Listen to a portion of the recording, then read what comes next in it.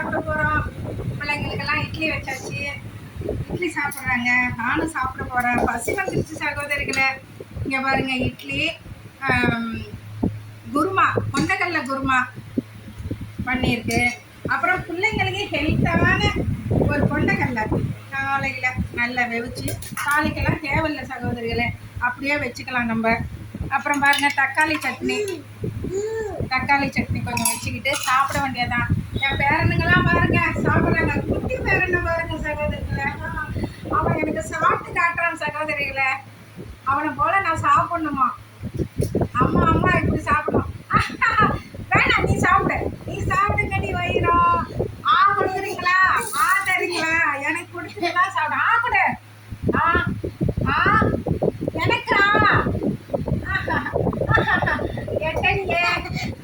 எட்டலியே. சரி, நீ சாப்பிடுங்க, நான் சாப்பிட்றேன்.